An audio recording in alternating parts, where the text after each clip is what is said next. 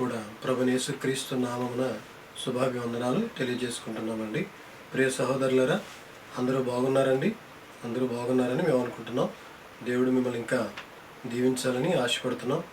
ఈ ఛానల్లో ఎవరైతే వీక్షిస్తున్నారో వారందరికీ కూడా దేవుడు అద్భుతమైన కృప ఇవ్వాలని మా ఆశ, ఆకాంక్ష. చిన్న ప్రార్థన చేసుకొని వాక్య సందేశంలోనికి వెళ్దాం. సర్వోన్నతుడు అయిన మా ప్రియ పరలోకపు తండ్రి, మహోన్నతమైన నీ ఘనమైన నామమందు నీ సంకల్పంలో మేము జీవించుటకు మీరు మాకు అనుగ్రహించిన కృపను బట్టి వందనాలు తెలియజేసుకుంటూ ఉన్నాం. దగ్గర మా తండ్రి, ఈ ప్రణాళిక టీవీని వీక్షిస్తున్నటువంటి మీ ప్రియ పిల్లలు ఎవరైతే ఉన్నారో వారందరి పట్ల కూడా నీ దయ చూపించండి తండ్రి. వారు ఏదైతే వింటున్నారో వినిన దానిని అనుసరించి వారి జీవితాలు మార్చుకొని ప్రభుకి ఇష్టమైన జీవితం జీవించలాగున నీ కృప దయచేయమని వేడుకుంటున్నాం. ఏ ఉద్దేశంతో వారు క్రీస్తు యేసునందు రక్షింపబడినారో ఆ ఉద్దేశానికి తగినట్లుగా వారు ఆశీర్వదించబడి, దీవించబడి పరలోక సంబంధమైన స్వాస్థ్యమునకు హక్కుదారులుగా ఎంచబడే భాగ్యము దయచేయి. ఈ దిన వాక్యము నీ పిల్లల హృదయాల్లో భద్రపరచండి. మహిమా ప్రభావ ఘనత మీరు పొందండి. క్రీస్తునామని ప్రార్థనడుచున్నాం పరలోకపు తండ్రి, ఆమేన్. ప్రియమైన దేవుని బిడ్డలారా, ఈ యొక్క సమయమందు క్రీస్తునందు, లోకమునందు అనే విషయాలు మనం మాట్లాడుకుంటున్నాం. చాలామంది క్రీస్తులో ఉన్నామని అనుకుంటూ ఉన్నారు, కానీ క్రీస్తులో ఉన్నవారికి, లోకంలో ఉన్నవారికి తేడా ఉంది. కాబట్టి క్రీస్తు నందు అనేటువంటి ఒక పరిధిని తండ్రి అయినటువంటి దేవుడు ఏర్పాటు చేసినాడు. ఎఫెసీయులకు రాసిన పత్రికా పాఠము 1వ అధ్యాయము 3వ వచనాన్ని మనం ధ్యానించుకుందాం. మన ప్రభువైన యేసుక్రీస్తు యొక్క తండ్రి అయిన దేవుడు స్తుతింపబడును గాక. ఆయన క్రీస్తునందు పరలోక విషయంలో ఆత్మ సంబంధమైన ప్రతి ఆశీర్వాదమును మనకు అనుగ్రహించెను. ప్రియ సహోదరులలో లేఖనాన్ని ఒకసారి గమనించండి. తండ్రి అయినటువంటి దేవుడు సమస్త విషయములలో స్తుతించబడాలి. ఎందుకు అనంటే క్రీస్తునందు అనేటువంటి ఒక స్థితిని లేక ఒక పరిధిని దేవుడు ఏర్పాటు చేశాడు. లోకముందు వేరు, క్రీస్తునందు వేరు. క్రీస్తునందు ఉన్నవారు లోక సంబంధులు కారు, లోకమునందు ఉన్నవారు క్రీస్తు వారు కారు. ఏదైతే క్రీస్తునందు దేవుడు పొందుపరిచినాడో క్రీస్తు శిలువ మరణము తర్వాత, క్రీస్తునందు అనగా క్రీస్తు శిలువ మరణము తర్వాత, ఏమంటే క్రీస్తునందు ఉన్నటువంటి వారు అనేటువంటి మాటకు అర్థం ఏంటంటే క్రీస్తు పక్షమున నిలబడినటువంటి వారని అర్థం. మనం ఎవరి పక్షాన ఉన్నాం ఈ దినాన్న ఒక జాగ్రత్తగా మనం ఆలోచన చేసినట్లయితే క్రీస్తు యేసునందున్న వారికి పరలోక సంబంధమైన ప్రతి ఆశీర్వాదాన్ని తండ్రి అయినటువంటి దేవుడు పొందుపరిచినట్లుగా గ్రంథంలో స్పష్టతనిస్తూ ఉంది. కాబట్టి క్రీస్తునందు, లోకమునందు అనే రెండు విషయాలు మనం ఆలోచన చేసినప్పుడు క్రీస్తునందు అనేటువంటి మాటను మనం గమనించుకున్నట్లయితే మత్తయి రాసినటువంటి శుభవార్త 12వ అధ్యాయము 29వ కొటేషన్ ఒకసారి మనం చూద్దాం. చూడండి, 12:29. ఒకడు మొదట బలవంతుని బంధించిన ఎడల ఎలాగూ ఆ బలవంతుని ఇంట్లో చొచ్చి అతని సామగ్రిని దోచుకొనగలడు. అట్లు బంధించిన ఎడల వాని ఇల్లు దోచుకొనబడును. నా పక్షమున ఉండని వాడు నాకు విరోధి, నాతో కలిసి సమకూర్చని వాడు చెదరకొట్టబడును. ఇంకేనండి, ఎవరు క్రీస్తునందు ఉన్నవారు అనగా క్రీస్తు పక్షమున ఉన్నవారు. కాబట్టి నీవు ఎవరి పక్షమున జీవితమును కొనసాగిస్తున్నావు, దేవుని క్రీస్తు పక్షమున, లోకమున పక్షమున జీవితమును కొనసాగిస్తున్నావు అనేది నీకు తెలియాలి. ఇది వ్యక్తిగతంగా ఆలోచించవలసినటువంటి విషయం. క్రీస్తు పక్షమున ఉన్నవారు మాత్రమే క్రీస్తు సంబంధులు, లోకంలో ఉన్నవారు క్రీస్తు సంబంధులు కారు అనే విషయాన్ని గమనించుకోవాలి. అనగా లోకంలో ఉన్నవారు పాపంలో ఉన్నవారు, క్రీస్తు సంబంధులు ఆయన పక్షమున ఉన్నవారు. పాపంలో ఉన్నవారు వారి సంబంధులు కారు, వారు పాపమునకు దాసులని గ్రంథం మనకి స్పష్టతనిస్తూ ఉంది. రోమపత్రిక 6:16 వచనాన్ని మనం చూసినట్లయితే క్రీస్తునందు ఉన్నవారు, లోకమునందు ఉన్నవారు అనే తేడాను ఇక్కడ మనం గమనిస్తుంది. 6:16 వచనం, రోమపత్రిక 6వ అధ్యాయము 16వ వచనాన్ని మనం చూద్దాం. లోబడుటకు దేనికి మిమ్మును మీరు దాసులుగా అప్పగించుకుందురో అది చావు నిమిత్తముగా పాపమునకే గాని, నీతి నిమిత్తంగా విధేయతే గాని దేవునికి మీరు అప్పగించబడుదురో దానికే దాసులవుదురని మీరు ఎరుగురా. కాబట్టి లోకమందున్నవారు, పాపమునందున్నవారు, క్రీస్తునందున్నవారు పాపము నుండి విమోచింపబడిన వారు, క్రీస్తునందున్నవారు క్రీస్తు రక్త సంబంధులు. కాబట్టి నీవు క్రీస్తు పక్షమున నీవు ఉన్నట్లయితే నీతికి దాసుడు, లోకము పక్షం ఉన్నట్లయితే పాపమునకు దాసుడు అనే విషయాన్ని దయచేసి గమనించాలి. కాబట్టి క్రీస్తునందు ఉంటే కలిగే పరిస్థితి ఏంటి అనేది మనం ఆలోచన చేసినట్లయితే క్రీస్తునందు ఉన్నవారు నీతికి దాసులు. మరి నీతి ఎలా వస్తుంది అనేది మనం ఆలోచన చేసినట్లయితే నమ్మిన వానికి అది నీతి అని గ్రంథం మనకు సెలవిస్తుంది. ఏమి నమ్మాలి? 3:22 చూద్దాం. రామపత్రిక 3వ అధ్యాయం 22వ వచనం. అది క్రీస్తు యేసునందలి విశ్వాసం మూలమైనదై నమ్మువారందరికీ కలుగు దేవుని నీతి అయి ఉన్నది. నమ్మువారందరికీ ఎవరిని నమ్మాలి, ఏమి నమ్మాలి అనేది మనం ఆలోచన చేసినట్లయితే దేవుని నమ్మిన వారికి అది దేవుని నీతి అయి ఉన్నది అనే గ్రంథం మనకు సెలవిస్తుంది. ఇకపోయినట్లయితే మరి నీతిమంతులుగా మనం ఎలా తీర్చబడుతున్నాము అనేది మనం ఆలోచన చేసినట్లయితే 3లోనే ఇంకా స్పష్టత ఉంది. 3:22 మనం చూసాం, 3:26 కూడా మనం చూద్దాం. యేసుక్రీస్తు రక్తమందలి విశ్వాసం ద్వారా ఆయన కరుణాధారముగా బయలుపరచబడిను. క్రీస్తు యేసు రక్తమునందలి విశ్వాసము ఆయన కరుణాధారముగా బయలుపరచబడును. కాబట్టి అప్పటి కాలమందు తన నీతిని కనబడు నిమిత్తము తాను నీతిమంతుడును యేసునందు విశ్వాసించువాని నీతిమంతులుగా తీర్చివాడు ఉండుటకు ఆయన అలాగూ చేశాను. కాబట్టి క్రీస్తు యొక్క రక్తంలో ఎవరైతే కడగబడ్డారో ఆ కడగబడినటువంటి వారు నీతిమంతులు అనే విషయం గ్రంథం మనకి 6-7 వచనాలు మనం చూసినట్లయితే మనకు కనబడుతుంది. కాబట్టి క్రీస్తునందు ఉన్నవారు ఏం చేసినారు అనేది మనం ఆలోచన చేసినట్లయితే వారు క్రీస్తునేసినందు ఉన్నవారు శరీరమును దురాశలతోనూ ఇచ్చలతోనూ సిలువేశారు కానీ చావలేదు. కాబట్టి అబద్ధం ఆడుతున్నారు. క్రీస్తునందు ఉన్నవాడు పరిశుద్ధుడు, అబద్ధం ఆడాడు. కాబట్టి క్రీస్తునందు ఉన్నవాడు పరిశుద్ధుడు కాబట్టి పాపం చేయడు. కాబట్టి క్రీస్తు సంబంధులు తన శరీరమును ఇచ్చలతో సిలువ వేసినారు కానీ వారు ఏం కాలేదంటే చావలేదు. కాబట్టి క్రీస్తు ఉన్న వారికి శిక్షా విధి లేదు. క్రీస్తు ఉన్న వారికి శిక్షా విధి లేదు. కాబట్టి చచ్చిన తర్వాత విత్తనం చనిపోతేనే మళ్ళీ మొలకెత్తుతుంది. లోకమందు ఉన్నవారు కనుక వారు అబద్ధం ఆడుతున్నారు. క్రీస్తునందున్నవారు క్రీస్తు రక్త సంబంధులు కనుక ఆశీర్వాదం పొందుతారు. ఏ ఆశీర్వాదం పొందుతారు అనేది మనం ఆలోచన చేసినట్లయితే క్రీస్తు యేసునందు ఉన్నట్లయితే వారికి దీవెనలు ఉన్నాయి. ఏమిటా దీవెనలు అంటే శిక్షా విధి లేదు. క్రీస్తు యేసునందు ఉన్న వారికి శిక్షా విధి లేదు.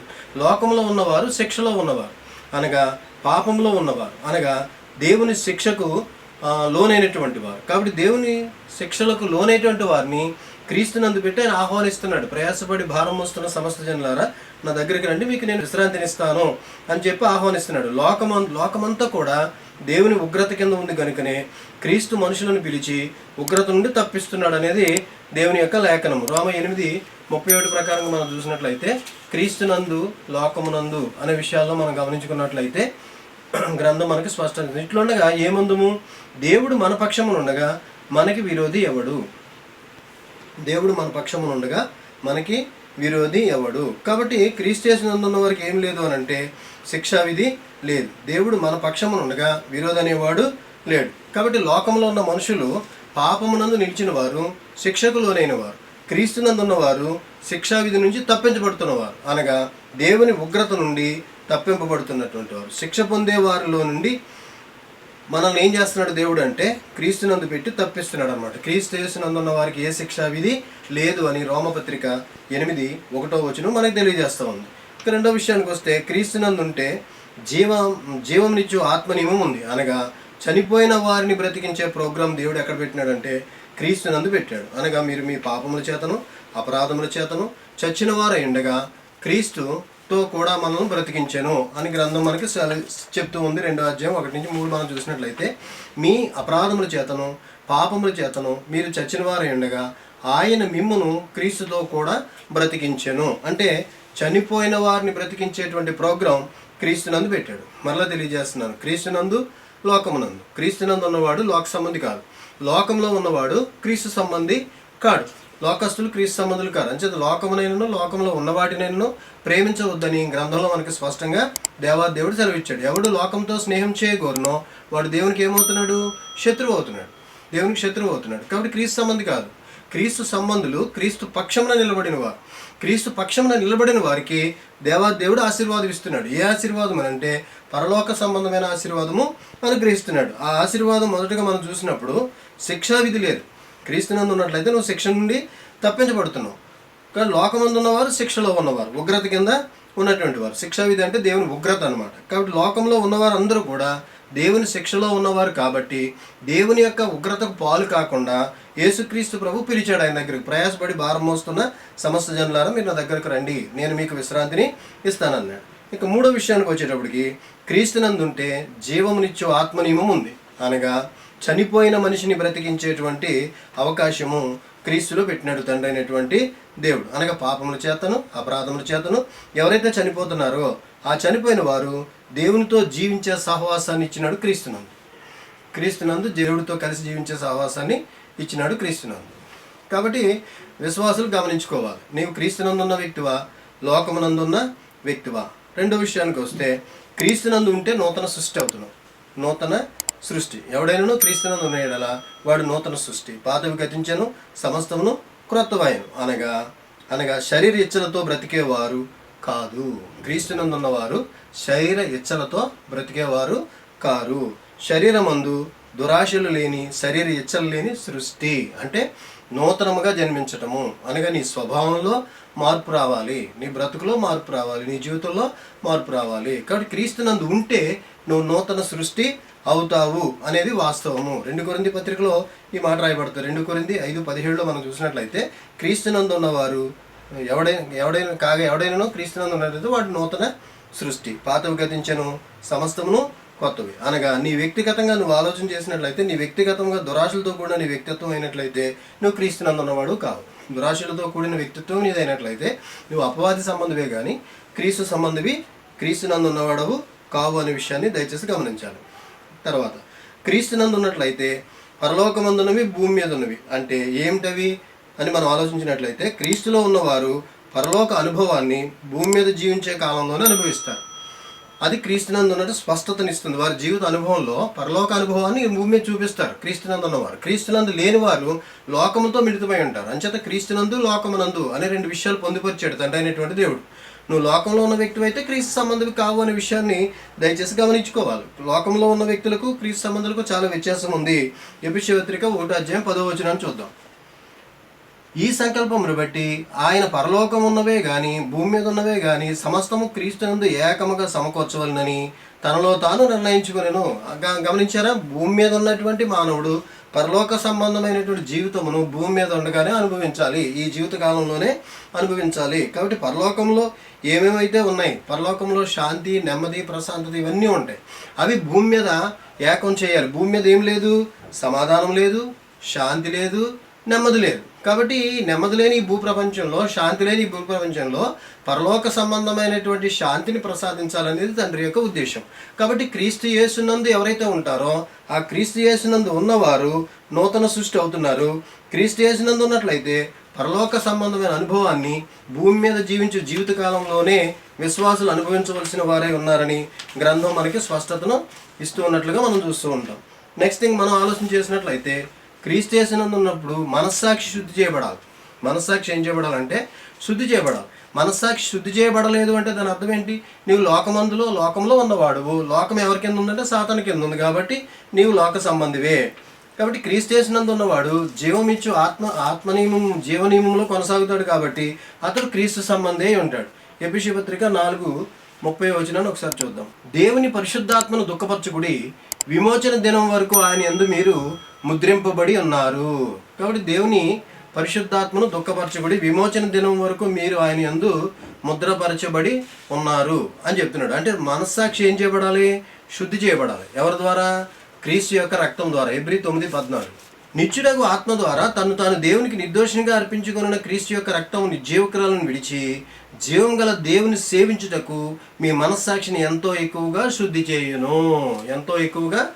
చేయును. కాబట్టి లోకమందు ఉన్న వారి యొక్క మనస్సాక్షి శుద్ధి చేయబడాలి. అది పాపంలో ఉన్నవారు కాబట్టి, పాపంలోనే జీవిస్తున్నారు కాబట్టి వారి మనస్సాక్షి ఏం చేయబడింది? కఠినం చేయబడింది. నీవు క్రీస్తునందు ఉన్నవాడు కాబట్టి క్రీస్తు యొక్క రక్తం నేనేం చేయాలి? మనస్సాక్షిని శుద్ధి చేయాలి. మనస్సాక్షిని శుద్ధి చేసినప్పుడు నీవు క్రీస్తుయేసు సంబంధివై ఉంటావు. కాబట్టి క్రీస్తుయేసు సంబంధులు లోక సంబంధులు కారు, లోక సంబంధులు క్రీస్తు సంబంధులు కారు. ఈవేళ క్రైస్తవ్యంలో మనం ఆలోచన చేసినట్లయితే క్రీస్తులో ఉన్న వారందరూ కూడా లోకంలోనే బతుకుతున్నారు. క్రీస్తులో ఉన్న వారందరూ కూడా లోకంలోనే బ్రతుకుతున్నారు. లోకంలో బ్రతికేమనుకుంటున్నారు? క్రీస్తు సంబంధులు అనుకుంటున్నారు. ఎవరు పాపాన్ని విడిచిపెట్టేశారు, ఎవరు అబద్ధాలు విడిచిపెట్టేశారు, ఎవరు దుష్టత్వం విడిచిపెట్టేశారు, ఎవరు ఈర్ష్య, మత్సరం, కపటం, వైరమని విడిచిపెట్టేశారు, విడిచిపెట్టల. ఇవన్నీ కలిగి ఉన్నారంటే ఎవరి సంబంధులు? సాతాను సంబంధులే, లోక సంబంధులే. కాబట్టి క్రీస్తు యేసు నందు ఏం పొందుపరిచాడని అంటే పరలోక సంబంధమైన గొప్ప ఆశీర్వాదాలు పొందుపరిచాడు. ఆ ఆశీర్వాదాలు ఒక్కొక్కటిగా మనం చూస్తూ ఉన్నాం. ఒకటి నీతినిస్తున్నాడు, క్రీస్తు నుండి నీతిమంతుడిగా తీరుస్తున్నాడు. 2 క్రీస్తు యేసునందు ఉన్నట్లయితే నూతన సృష్టి చేస్తున్నాడు. క్రీస్తు యేసునందు ఉన్నట్లయితే శిక్షా విధి నుంచి తప్పిస్తున్నాడు. క్రీస్తు యేసునందు ఉన్నట్లయితే చనిపోయిన ఆత్మను నీవు బ్రతికించుకుంటున్నావు. క్రీస్తు యేసునందు ఉన్నట్లయితే పరలోక సంబంధమైనటువంటి స్థితి ఏదైతే ఉందో అది భూలోకంలో నీవు అనుభవిస్తావు అనేది వాస్తవంగా తెలియజేస్తున్నాడు తండ్రి అయినటువంటి దేవుడు. కాబట్టి విశ్వాసి ఆలోచించుకోవాలి. నువ్వు సంఘంలో ఉన్న వ్యక్తి అయితే లోకంలో ఉన్న వ్యక్తివి కావు. నువ్వు లోకంలో ఉన్న వ్యక్తి అయితే క్రీస్తునందు ఉన్న వ్యక్తివి కావు. క్రీస్తునందు ఉన్న వ్యక్తులకు మనస్సాక్షి ఏం చేయబడాలంటే శుద్ధి చేయబడాలి. నెక్స్ట్, క్రీస్తు యేసునందు నిన్ను సహవాసమునకు పిలిచాడు. 1 కొరింథీ పత్రిక 1:9. 1 కొరింథీ పత్రిక 1:9 మనం చూసినట్లయితే, మన ప్రభువైన యేసుక్రీస్తును తన కుమారుని యొక్క సహవాసమునకు మిమ్మల్ని పిలిచిన దేవుడు నమ్మదగిన వాడు. ఎవరి సహవాసాన్ని పిలిచాడు? కుమారుని యొక్క సహవాసానికి మనం పిలిచాడు. ఎక్కడి నుంచి? లోకము నుండి. మరి కుమారుని యొక్క సహవాసంలో నీవు ఉన్నావని అనుకుని నువ్వు లోకంలో బ్రతికినట్లయితే నువ్వు లోక సంబంధివే కానీ ఉగ్రత కింద ఉన్నవాడువే కానీ క్రీస్తునందు ఉన్నవాడవు కావు. కాబట్టి ప్రతి ఒక్కరూ ఆలోచించుకోవాలి, నేను ఎక్కడున్నాను, అసలు నా స్థితి ఏంటి, నా జీవితం ఏంటి, నా మనుగడ ఏంటి, నా జీవిత విధానం ఏంటి, నేను క్రీస్తునందు మనుగడ కొనసాగిస్తున్నానా, లోకమునందు నేను మనుగడ కొనసాగిస్తున్నానా అనేది విశ్వాసి నిత్యము కూడా ఆలోచించుకోవాల్సిన అవసరత ఉన్నది. ఒకవేళ నువ్వు క్రీస్తునందే కనుక లేకపోయినట్లయితే నీ బ్రతుకు ఎక్కడ ఉందంటే ఉగ్రత కింద ఉన్నది, ఉగ్రత పాలైపోతున్నావు. కాబట్టి క్రీస్తు లోకంలో ఉన్నటువంటి నీవు క్రీస్తులోనికి వచ్చి క్రీస్తులో ఉన్నటువంటి పాప మరణంలో జీవమరణంలో నియమములను తప్పించబడినట్లయితే పరలోక సంబంధమైన జీవితాన్ని అనుభవిస్తావు. కాబట్టి నువ్వు ఎక్కడున్న వ్యక్తివో నీకు నువ్వుగా ఆలోచించుకోవాలి. క్రీస్తునందున్న వ్యక్తివా, లోకమునందున్న వ్యక్తివా? అపోస్తలుడైన పౌలు ఏమంటాడంటే, బ్రతుకుట క్రీస్తే, చావైతే నాకు లాభం అంటాడు. ఫిలిప్పీ పత్రిక 1:20. బ్రతుకుట క్రీస్తు, చావైతే నాకు లాభం. అంటే అర్థం ఏంటి? నేను క్రీస్తునందు ఉన్నవాడిని కాబట్టి నేను క్రీస్తు కొరకే బ్రతుకుతాను. ఒకవేళ చచ్చిపోయినా క్రీస్తు కొరకే చనిపోతాను. అదనమాట. కాబట్టి నువ్వు ఎవరి పక్షమున ఉన్నవాడివి? లోకం పక్షమున, క్రీస్తు పక్షమున? అది నిర్ధారించుకోవాలి. క్రీస్తు పక్షం ఉన్నవాడు అయితే నువ్వు క్రీస్తు సంబంధివే, క్రీస్తునందు ఉన్నవాడువే. కాబట్టి క్రీస్తునందు ఉన్నవాడు కాబట్టి చక్కటి దీవెనలు, అంటే 7 దీవెనలు నీకు దేవుడు సిద్ధపరిచాడు. అంటే 1 నీతిమంతుడిగాను, 2 శిక్ష నుంచి తప్పించుకునేవాడు గాను, నూతన సృష్టి అయిన వాడు గాను, పరలోక సంబంధమైన జీవితాన్ని ఈ లోకంలో అనుభవించేవాడు గాను దేవుడు నిన్ను సహవాసం నాకు పిలిచిన వాడుగా దేవుడు ఏర్పాటు చేశాడు అనమాట. కాబట్టి ప్రతి విశ్వాసి ఆలోచించుకోవాల్సిన అవసరం ఏంటంటే, నువ్వు సంఘంలో జీవిస్తూ సంఘ జీవితాన్ని కలిగి ఉన్నట్లయితే నువ్వు క్రీస్తునందున్న వ్యక్తివే. సంఘ జీవితాన్ని కలిగి లేక సంఘంలో ఉండి లోకంలో బ్రతుకుతున్నట్లయితే నువ్వు క్రీస్తులోని బాప్తిసం పొందినా కానీ నువ్వు శరీర సంబంధివి, లోక సంబంధివి అనే విషయాన్ని దయచేసి గమనించాలి. ప్రియ శ్రోతలు గమనించుకోవాల్సిన విషయం ఏంటంటే, నువ్వు క్రీస్తునందు ఉన్నట్లయితే ఈ దీవులను నువ్వు సంపాదించుకుంటావు. క్రీస్తులో లేనట్లయితే శిక్షా విధికి కారణమై నరకమునకు ఆహుతి అవుతావు. కాబట్టి విశ్వాసులు ఇది గమనించుకొని నీ ఏ స్థితిలో ఉన్నావో, నీ జీవితం ఎవరి పక్షమును కొనసాగిస్తున్నావో ఆలోచించుకోవాల్సిన అవసరత విశ్వాసం మీద ఉందని తెలియజేస్తూ ప్రార్థన చేసుకుందాం. మహాగణుడు, అత్యంత కృప కలిగిన మా తండ్రి, నేటి క్రైస్తవ ప్రపంచము క్రీస్తునందున్నదో లోకమునందున్నదో వారు గ్రహించుకుని అందుకు అనుగుణంగా వారు జీవించే భాగ్యం దయచే. విన్నవారు వారి జీవితాలలో భయమును, భక్తిని, విశ్వాసమును కలిగి క్రీస్తు స్వారూప్యతలో ఎదిగినట్లు సహాయం దయచే. అపవాది వారి మనసులను దొంగిలించుకున్నట్లు కృప చూపించి మహిమా ప్రభావాల ఘనత మీరు పొందండి. క్రీస్తు నామమున ప్రార్థన అడుగుచున్నాం పరలోకపు తండ్రి, ఆమేన్. అందరికీ వందనాలు. సూర్య చంద్రుల నా పితివి